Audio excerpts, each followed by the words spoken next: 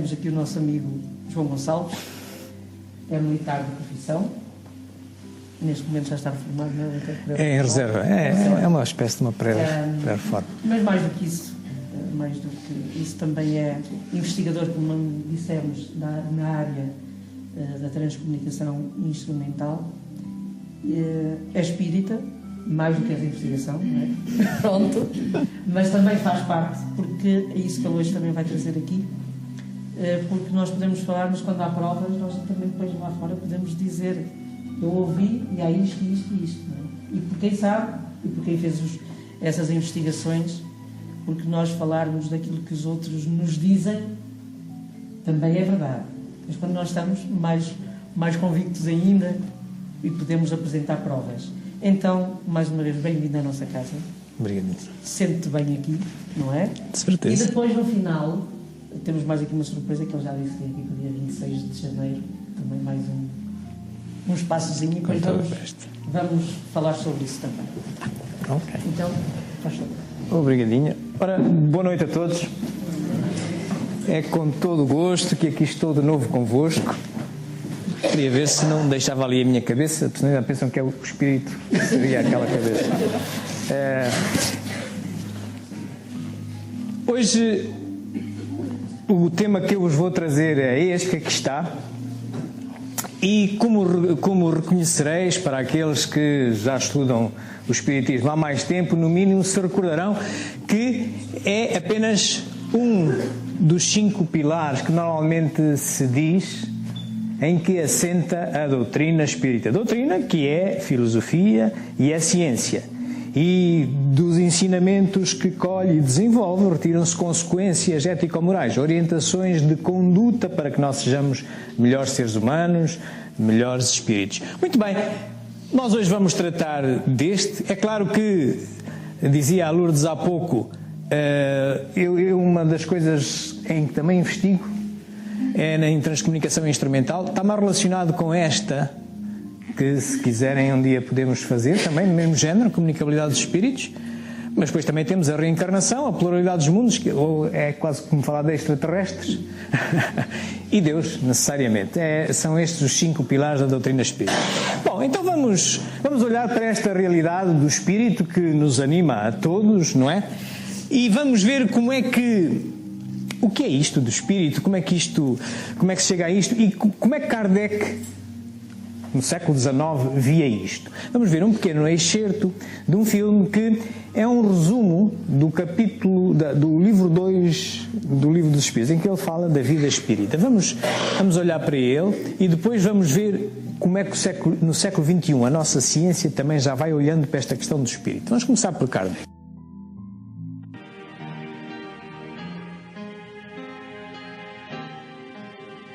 O mundo espírita é o mundo normal, primeiro, eterno. O mundo corporal é secundário. Poderia deixar de existir ou nunca ter existido, sem alterar a essência do mundo espírita.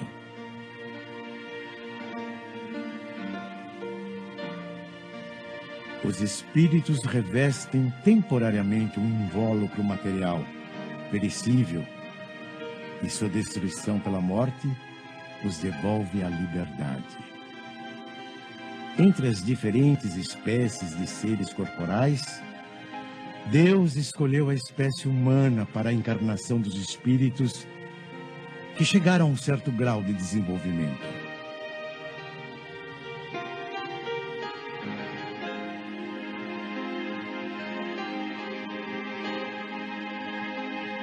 A alma é um espírito que encarnou e, portanto, um ser imaterial e individual que reside em nosso corpo e a ele sobrevive.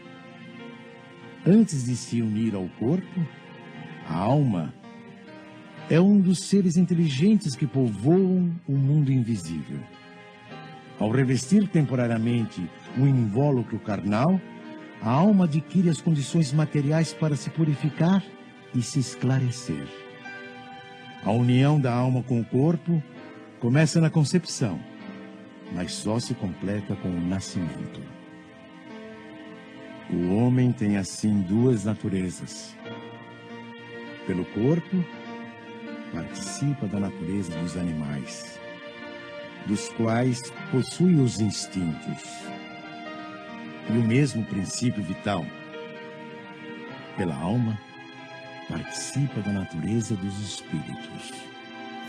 Ora bem, se para nós espíritas isto é evidente, e temos até muitas evidências, por exemplo, ao estudarmos a mediunidade, mas também temos evidências quando sonhamos à noite, não é? E afinal, estamos os olhos fechados e estamos a ver, estamos desouvir a dormir e estamos a ouvir. O que é isto? Então há aqui um outro ente que anda cá dentro da caixa dos pirulitos, não é? Que não é só o cérebro que está a descansar. Muito bem. Isto realmente tem assolado os cientistas todos, de forma geral, nomeadamente na área médica, porque lidam um bocado com isto, e tocam de perto a morte e às vezes surpreendem-se. Vamos ver uma surpresa na voz já de um médico neurocirurgião, num programa que deu recentemente no National Geographic, julgo eu. Mas vamos ver. Vocês reconhecerão este autor, Friedman? Está começando a estudar a possibilidade da vida após a morte.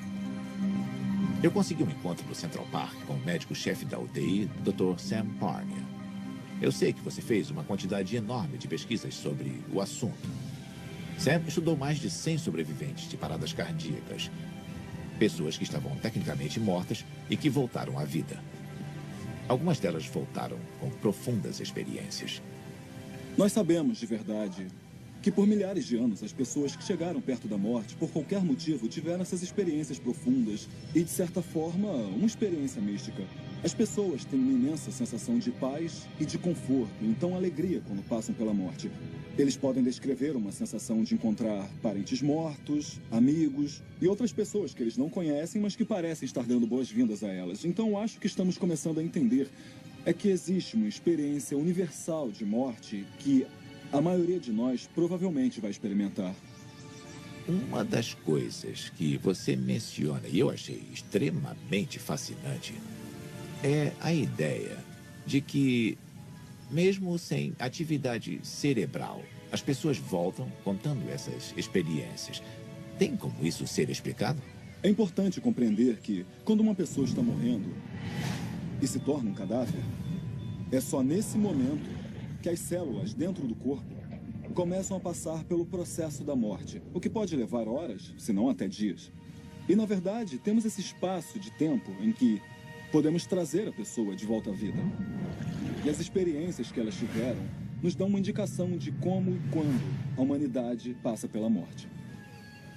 E os religiosos acreditam, quase todos, que quando você morre é apenas no sentido corporal. A sua essência, a sua alma continua. Existe algum apoio científico para a ideia da alma? Hoje em dia chamamos a alma de consciência na ciência. Então podemos testar essa teoria científica e ver se essa consciência continua ou se ela acaba. Isso prova, pelo menos, que quando uma pessoa morre, essa parte que nos torna o que somos, a psique, a alma, a mente, a consciência, ou como você quiser chamar, ela não é aniquilada. Ela não desaparece no ar, ela continua pelo menos no início da morte. É sério? Com certeza.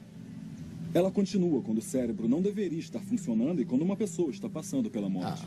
Estou extraordinariamente interessado e você foi incrível. Muito obrigado. Foi um prazer conhecê-lo. É incrível que a ciência agora possa quantificar a morte e até definir a alma.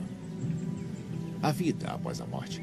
Uma coisa que nos fascinou desde o nascimento das religiões. Agora parece palpável.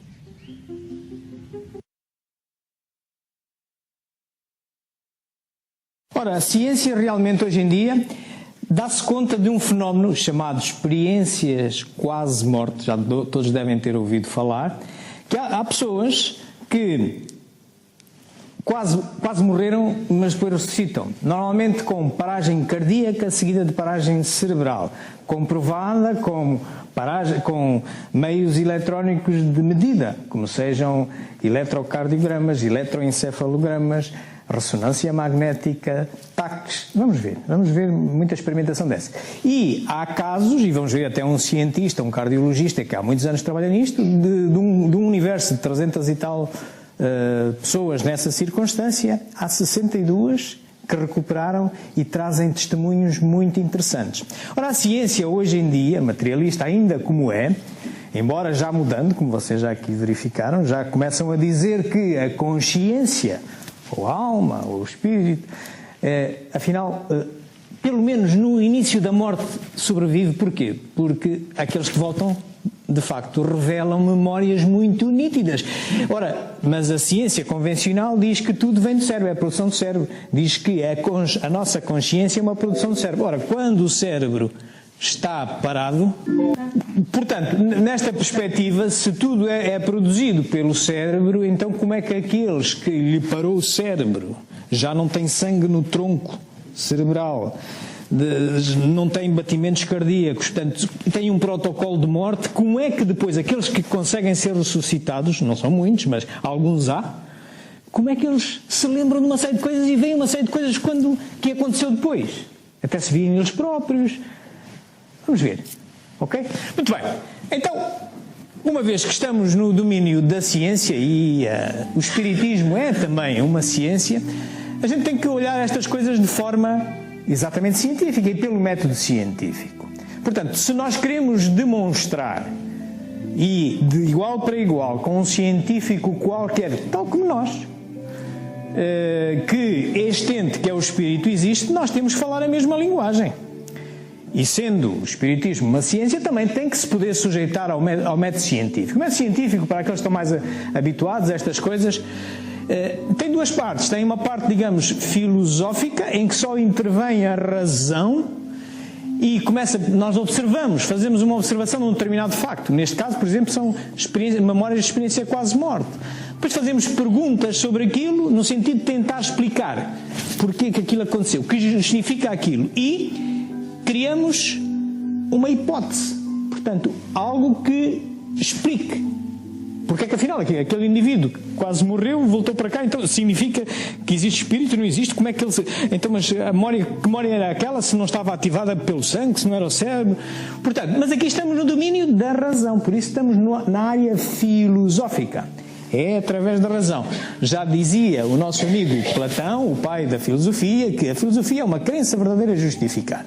Muito bem, depois de termos uma hipótese que explique aquele fenómeno, como é que a pessoa afinal tem aquelas memórias, vamos sujeitá-la à experimentação, vamos confrontá-la com uma série de casos reais e a ver se realmente a nossa hipótese explica.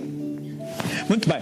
Se explica muito bem, nós podemos escrever conclusões, fazer até livros, etc. E vamos continuando. Se não explica, deita-se fora. Vamos buscar outra hipótese. Ou só explica parte. Vamos ajustar a nossa hipótese até criar uma teoria. Nesta parte estamos no domínio da ciência. Porquê? Porque se até aqui tínhamos apenas o envolvimento da razão, a crença verdadeira justificada, aqui vem a comprovada. Que é como dizia Aristóteles, que é considerado também o pai da ciência, foi discípulo de Platão. Ele dizia que, bem, o conhecimento tem aqui duas naturezas distintas. Uma é aquela em que só intervém a razão, a crença verdadeira justificada, mas há parte desse conhecimento que a gente pode repetir várias vezes a experiência e criar até leis universais. E isso é a ciência, ok? Pronto, baseado nisto, até nós, no Espiritismo, e não é por acaso que o Espiritismo é uma ciência, somos apelados constantemente, no mínimo na codificação básica, a pensar desta forma assim. Reparem, olha, no Evangelho segundo o Espiritismo, se forem ao capítulo 19, tem lá um capítulo que diz isto: a fé transporta montanhas. Portanto, exatamente em que é dito que a fé inabalável é aquela que pode enfrentar a razão em qualquer momento. Portanto, não há aqui dogmas, não há aqui verdades absolutas, não há nada disto. Nós temos que poder questionar tudo e só reter e crer naquilo em que podemos A nossa razão nos convence, ok? E hoje quero aqui convosco chegarmos à conclusão que, para além das crenças que possamos ter, que venham de ensinamento religioso ou até de outros, da própria doutrina espírita, que podemos entabular uma conversação com outra pessoa que nunca se tenha cruzado com isto e sujeitá-la a estas evidências para que ele também possa dizer de sua justiça. E claro, devemos também estar sempre disponíveis, como diz na Gênesis, a última obra da codificação básica. Se forem ao capítulo 1, no parágrafo 55, quando se fala do caráter da revelação espírita, vem lá dito que o espiritismo segue ao lado de todas as outras ciências. E se em algum momento uma outra qualquer ciência provar uma verdade melhor, ele muda, naturalmente, porque a verdade absoluta não existe. Nós vamos de verdade em verdade, é o conhecimento, ok? Muito bem, posto isto, vamos então para o nosso problema de hoje. O nosso problema de hoje, qual é a nossa observação? Princípio da fase filosófica do método científico. Há relatos de atividade consciente, pessoas que se lembram, durante experiências quase morte, em coma, mas também após paragem cardíaca com perda de tal função cerebral. Isto são factos e eu vou-vos mostrar vários casos. Ok? São factos. Muito bem, então agora vamos perguntar, então, mas quem é que produz essa atividade consciente? De onde é que vêm essas memórias se afinal o cérebro está parado? O cérebro deixou de trabalhar, como é que, se a memória é produzida pelo cérebro, se a consciência é produzida pelo cérebro, como é que se justifica? Ok? Não há efeito sem causa. Vamos agora raciocinar. Se há consciência para além da morte cerebral, ela não pode ser produzida pelo cérebro, é lógico, certo? Se o cérebro está parado, se diziam que o cérebro é que produzia a consciência, se o cérebro parou, como é que tudo após o cérebro parado, aquilo que a pessoa diz, vem de onde? Não pode ser, não é? Muito bem, parece-me lógico. Se assim sendo, se não é produzida pelo cérebro, então não é local, isto é, não está cá dentro e sobrevive à morte. Portanto, não está agarrado ao corpo, não é local. Se é um ente sobrevivente à morte, esse espírito, chamemos espírito ou alma, ou o que a gente quiser, e mantém consciência continuada, mas individualizada, atenção, é espírito, na linha conceptual da ciência espírita, que é o que diz a alma espírita, vem logo na introdução do livro dos espíritos, a alma espírita tem uma característica, que é a individualização, isto é, não volta para um todo comum, como é o fluido vital, não, nós herdamos de nós próprios, portanto, e é isso que se chama o espírito na ciência espírita. Então, se assim é, podemos criar esta hipótese, então o espírito existe e os mortos são espíritos, certo? Aqueles que não vemos, mas que afinal são entes inteligentes, que até falam connosco de várias maneiras, não só através de médios humanos, mas através de instrumentos eletrónicos, como ela falava, a gente poderá fazer aqui uma palestra sobre isto, com vozes obtidas por instrumentos eletrónicos, portanto, são espíritos. Muito bem, vamos testar esta hipótese. Muito bem? Temos a nossa hipótese, então agora vamos constatar factos e a ver se é assim, ok? Então vamos olhar isto de 4 maneiras, que vamos abordá-las numa gradação de estados de consciência. Vamos começar por ver, em 1989, um caso que até foi passado a filme, uma pessoa que esteve 90 minutos morto e depois ressuscitou e veio contando umas histórias muito giras. Bem, é uma morte declarada. Depois vamos ver um coma. Portanto, são situações em que não se tem aqui a certeza absoluta de uma morte. O coma não é ainda uma morte, quer dizer, pode estar, ainda se vai, mas pronto, mesmo em coma já há situações destas. Vamos ver um caso de uma criança na sequência de uma anestesia geral, também é um bocado como o sonho, a gente fica a ver umas coisas. Mas no fim, e aqui é a parte de leão, vamos então olhar para paragens cardíacas sem função cerebral. E vamos ver um estudo pormenorizado, feito por um cardiologista, que não é espírita, mas Pim Van Lommel, e vamos ver como é que esta coisa funciona. Muito bem, vamos começar pela morte declarada. On a cold January day in 1989, Don Piper's life changed forever. I was coming home from a church conference in East Texas, headed back to Houston. At precisely 11:45 a.m., an 18-wheeler driven by a Texas state prisoner rolled over the small car at a combined speed of 110 miles an hour. Not only did the truck hit Don's car, it ran over the passenger side of the small Ford Escort, completely crushing the vehicle and killing Don Piper. Instantly, Don began an amazing journey. I was immediately transported to the gates of heaven and surrounded by people I had known in life who had preceded me. And I mean, they weren't complete in the sense that we are now, but there were people there, and I recognized them. I tell people it was a buffet for the senses. The aroma, the sights, the sounds. I heard the wings that hovered above me. I heard music that I never heard on earth. And they were all singing glory to God songs, hallelujah songs, praise songs, and they were all doing them simultaneous, and there was no chaos.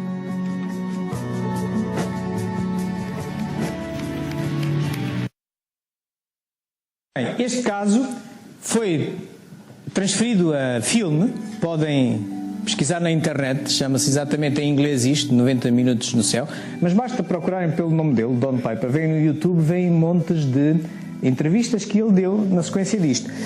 Dar-vos só mais uns detalhes que não vêm no filme, que eu tive que encurtar para não ser muito pesado. O que aconteceu, realmente, ele passou-lhe o caminhão por cima e chegaram lá os paramédicos, as ambulâncias, o INEM da altura dos americanos e tal, e verificaram, não tem pulso, não tem respiração, não tem atividade, e envolveram-no num lençol e deixaram-no ali esperando pelo médico legista, né? Para se levantar o cadáver tem que se aguardar pelo médico legista. E fecharam o trânsito. E entretanto há um amigo dele, mas que não sabia, ele é um dos que é parado pela polícia, não pode passar daqui, aguarda aqui um bocado. Mas ele sentiu uma necessidade enorme de ir saber, não sei porque, ele não sabia explicar, sentia uma necessidade enorme. Então chegou ao pé de polícia, olha, desculpe-me lá, quem é que foi e tal, não sei. É aquele carro, porque ele via o carro, era um Ford Escort vermelho com a matrícula, mas aquele é o meu amigo, deixe-me lá ir. Então, mas ele está morto, vai lá fazer o quê? Mas ele tanto insistiu que a polícia se condoeu e deixou-o lá ir. E chegou lá, que ele olhou, levantou o lençol e reconheceu o cadáver do amigo. E então ele começa a rezar e começa a cantar, fazer um cântico. Estava nisto quando o morto começa a cantar também. Já tinha passado 90 minutos.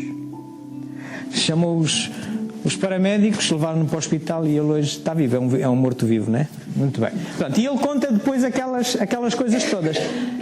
Muito bem, passemos a outra situação, ok?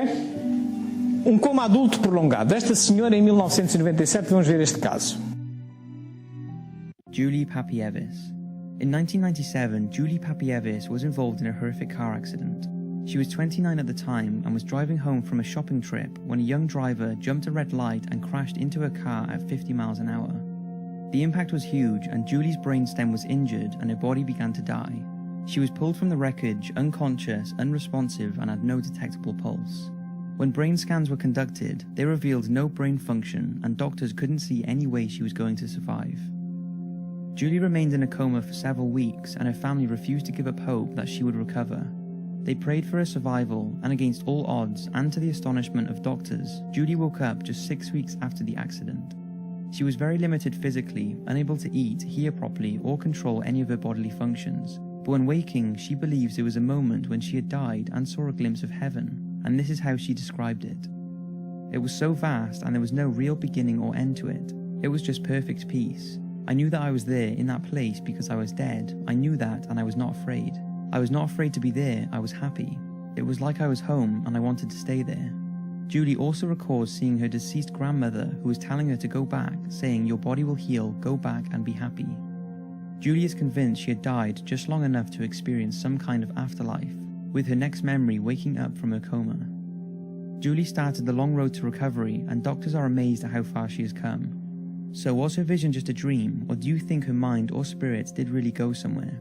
It's interesting that if it was all in her mind, that despite her brain being practically non-functional, she was still able to visualize what she believes was an afterlife.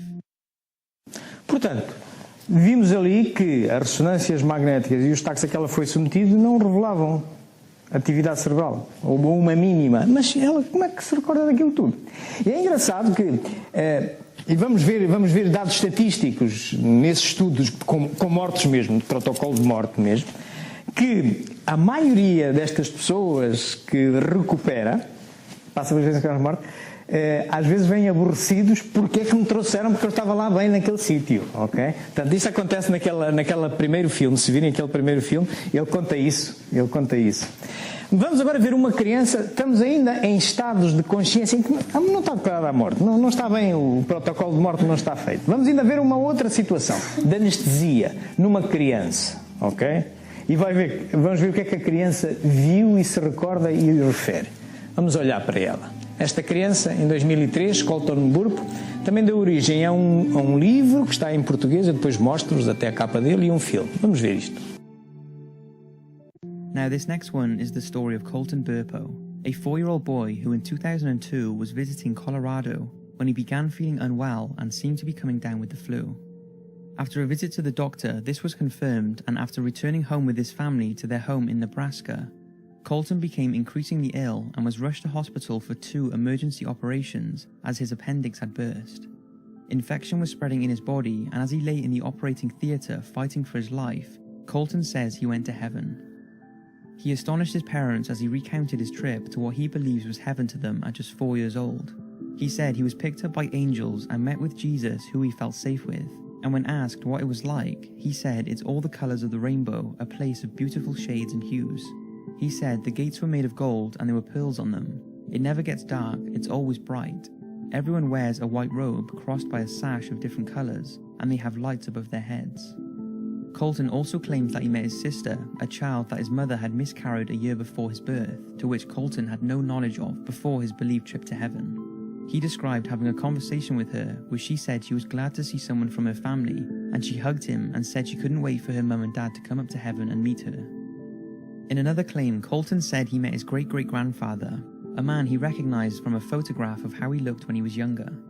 Without realising who he was, Colton also described meeting John the Baptist, and he was introduced as being Jesus' cousin and the man who baptised him. Over the years, the boy claims the visions of heaven have become clearer, and when he was 11 years old, with the encouragement of his family, he wrote a book called Heaven is for Real. This has led many to think that his story has been exaggerated by his parents for profit, but he said it was not his intention to write the book, but God had helped him make the decision. The book was also followed by the successful movie of the same name. É uma criança de 4 anos. Como é que a criança sabia da irmã antes dele, um aborto que houve, antes dele nascer? Ele sabia. E depois diz que falou com ela. Foi neste estado, falou com ela e trouxe esta informação. Os pais ficaram a questionar como é que sabia. Foi antes dele existir. Ou o bisavô, ele não sabia lá quem era o bisavô, viu alguém que lhe disse que era o bisavô e depois foi apontar numa fotografia que estava lá em casa. É giro. Também consta, isto agora é um bocadinho para descontrair, também consta que há um padre que teve uma experiência quase morte. E ele, quando recupera, o médico pergunta-lhe, então, seu padre, o que é que se passou e tal, não sei o que mais. E ele diz que, olha, foi uma experiência interessante, mas uma coisa que eu não percebi. Eu senti-me, passei pelo paraíso e mandaram-me para o purgatório. Mas quando passei no paraíso, vi lá o taxista, lá da minha terra, que eu tinha enterrado há um mês, mas que ninguém gostava dele, que ele era um louco a conduzir. E eu vou para o purgatório. Cheguei ao purgatório, resolvi perguntar ao anjo que lá estava, desculpa lá, mas porquê que o taxista, que ninguém gostava dele, está no céu e eu que dediquei a vida toda à igreja, vou aqui para o purgatório? E diz-lhe o anjo, bem, nós aqui gerimos por resultados, por objetivos, não é? É que quantas pessoas dormiram nos seus sermões na missa? E ele diz, bem, de vez em quando, um ou outro. Pois, aí está. É que todas as pessoas que o taxista transportou nem só não dormiram, como até rezavam. Ok? Portanto, às vezes há experiências assim um bocadinho coisa. Bom, vamos agora passar a uma situação mais violenta, digamos, em termos mentais. É mesmo morte. Agora é protocolos de morte como hoje se praticam nos nossos hospitais. Portanto, paragem cardíaca e paragem cerebral, comprovada com os meios que a gente tem hoje. Portanto, é a mesma coisa que atestado de óbito. As pessoas que recuperam é porque há uma insistência dos médicos, desfibrilhadores e tal, e tentam levá-los até à última, e há uns que recuperam. Vamos nos basear neste estudo deste senhor, Pim van Lommel. Este é um senhor cardiologista holandês, desde 1969 que é médico, e desde essa altura que ele se interessa por estas questões. E inclusivamente escreveu este livro, Para lá da vida, Consciência para lá da vida. Ele não é espírita, quando muito é espiritualista. Eu já tive a oportunidade de assistir algumas conferências com ele e conversar com ele. Tanto ele, quando muito, ele tem a certeza é que a consciência não é local. Portanto, isso, porque a experiência assim o mostra. Então, ele nesse livro, vocês encontrarão este estudo. Ele de 344 casos, 62 sobreviveram. Portanto, todos estes casos têm uma característica: paragem cardíaca e, passado um pouco, paragem cerebral, comprovada por eletrocardiograma, eletroencefalograma, ressonância magnética e TAC por emissão de positrões. Portanto, são os protocolos que hoje existem. Portanto, nós, com esses protocolos, a morte cerebral, que é o último protocolo para se dar mesmo o óbito, não existe sangue aqui embaixo na base do cérebro, no tronco cerebral. Portanto, nas TACs não aparece mais iluminação de sangue no cérebro. Está morto. Não há atividade cerebral. As pessoas que recolheram, estatisticamente, porque ele depois ia sempre perguntando, isto faz-se assim, então o que é que você viu? E cá está, por exemplo, 60% das pessoas, destes 62, descreveram emoções positivas, como aqueles que até ficavam aborrecidos, porque estava lá tão bem, aquilo era um paraíso e agora voltaram outra vez para aqui, bolas. 50% dizem ter tido a consciência de estar morto. Há descrições do género de a pessoa estava a olhar para o seu cadáver e ainda ver os médicos lá tentar com os desfibrilhadores a mexerem nele e tal, não sei o que mais, e observar tudo isto. Experiência fora do corpo, cá está, isto que eu vos estou a descrever. Um movimento através do túnel, muito comum, não é? Túnel, a comunicação com a luz, vem a luz metida no túnel. Já agora, deixai-vos perguntar, o que é que está sempre no fim do túnel? Não, é a letra L. A letra L está sempre no fim do túnel, esteja lá a luz ou não esteja, ok? Pronto. Também referem a observação de cor, ok? Há alguns, cerca de 20%, referem que veem o que se descreve, que eles entendem ser uma paisagem celestial muito bonita. Encontro com familiares falecidos. Há relatos de que, às vezes, é ligados a esse túnel, que vêm pelo túnel familiares, que vêm recolher as pessoas, vêm dar as boas-vindas, falam às vezes com ele. Uma visão retrospectiva da vida, consta que alguns deles tiveram aquilo que a gente ouve, que no final da nossa vida há de haver uma prestação de conta, no final da nossa vida, isto é, na desencarnação.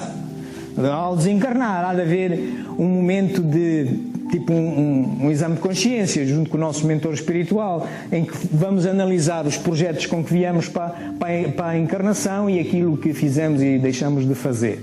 Portanto, é uma retrospectiva da vida.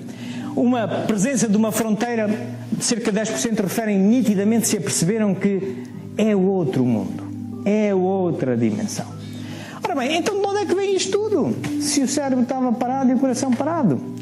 Bem, o que é que o contraditório disto diz? A única coisa que continua ainda os mais reticentes da ciência é dizer, não, é a produção cerebral. Mas produção cerebral, o problema as produções cerebrais só existem quando haja função cerebral. E isto hoje em dia é demonstrável com eletroencefalogramas, ressonâncias magnéticas e taques por emissão de positrões. Se aquilo está parado, o médico podia declarar o óbito a qualquer um destes. O óbito. Legal, perfeitamente legal.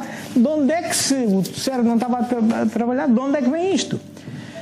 Desde que haja paragem cardíaca e perda comprovada de função cerebral, não se registra função cerebral. Não há volta a dar. A haver uma improvável recuperação, vimos de 300 e tal naquele estudo, Só 60 e poucos é que recuperaram, mas recuperaram alguns. As lembranças e imagens não podem ser atribuídas à produção cerebral, se estava parado. O cérebro não estava a produzir nada. Mas eles têm essas lembranças.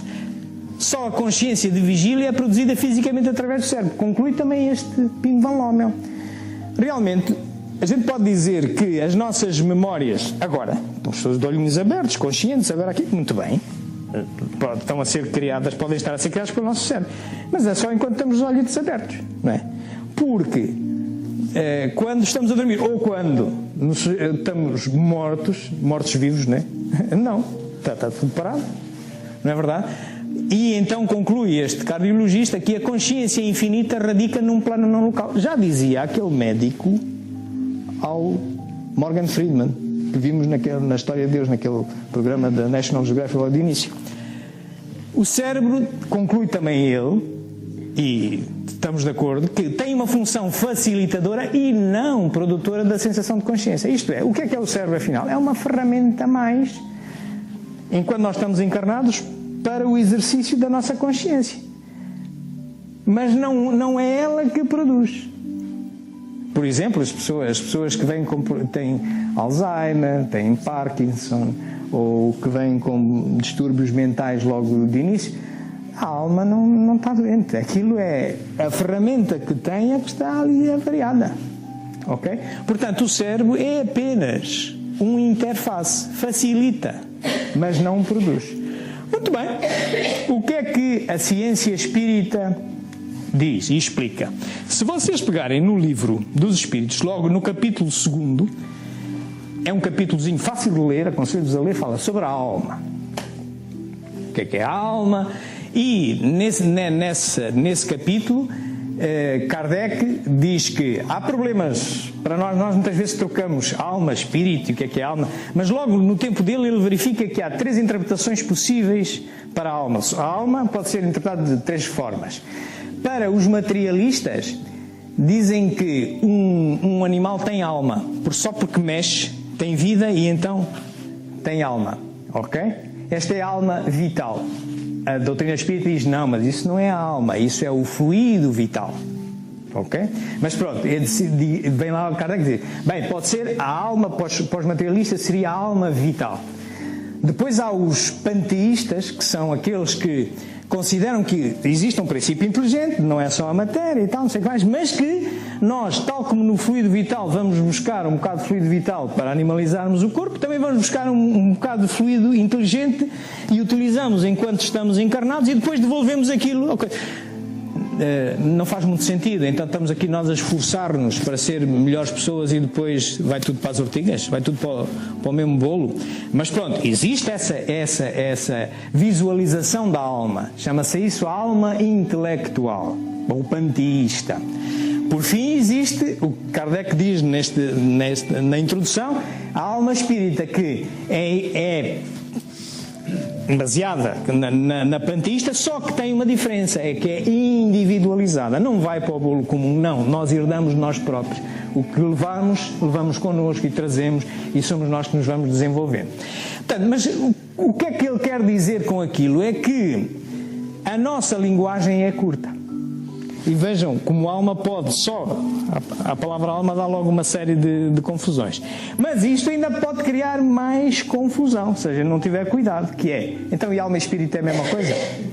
Bom, então vamos ver um bocadinho mais do que é que a ciência espírita diz. Se vocês forem à pergunta 135, na parte 2, e no capítulo 2, há lá Kardec sugere, para explicar a alma, o espírito, o ser humano, o perispírito, utiliza uma metáfora de um fruto. É esta que eu vou utilizar e vou expandir um pouco mais. Portanto, vamos comparar o ser humano, por exemplo, a um fruto, a uma maçã. O corpo, portanto, será o que aqui está. Temos aqui a casca, se a gente fracionar, temos aqui a pele, não é? Seria a casca. E esta parte branca seria a carne e os nervos. Depois tem lá a sementinha no meio. Isto seria o espírito.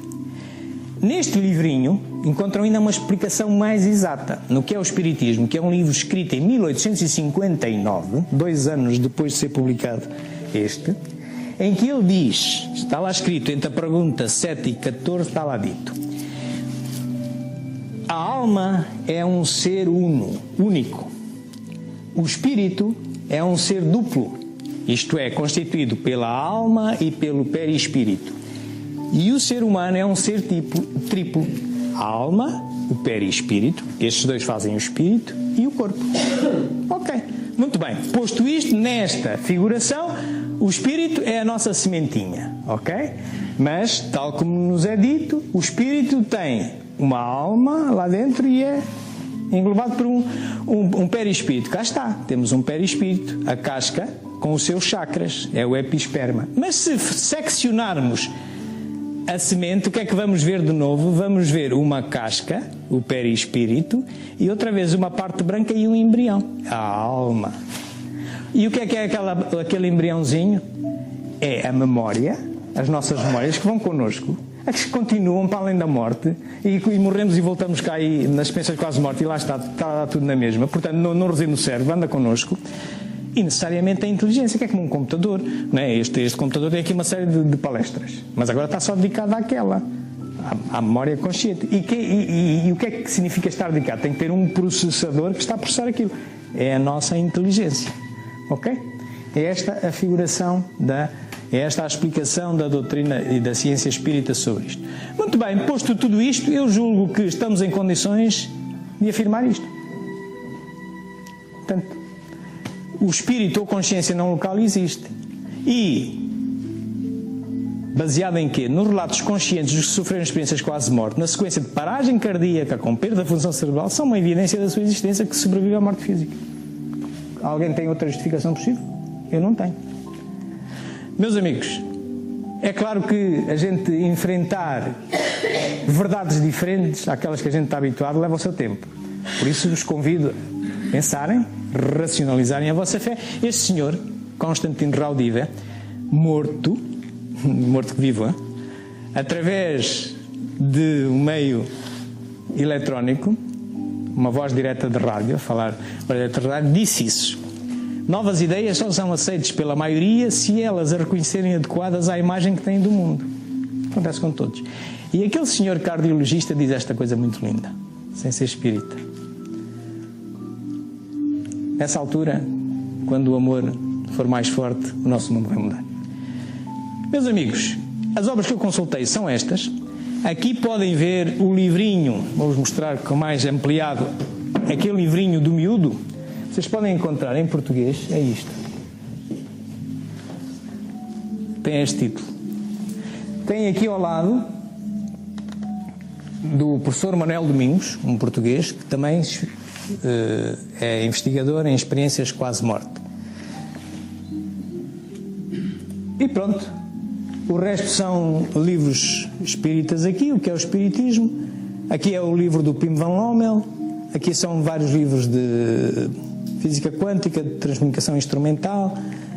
Aqui uma série de livros com vozes eletrónicas, mas isso podemos falar ou a seguir, ou numa palestra sobre isto. E aqueles filmezinhos que vimos estão todos aqui, se quiserem ir à internet vê-los. De qualquer das maneiras, eu estou a fazer uma gravação disto como habitualmente e vou publicar isto. Deixa-me lá ver se está aqui o site onde eu vou publicar isto.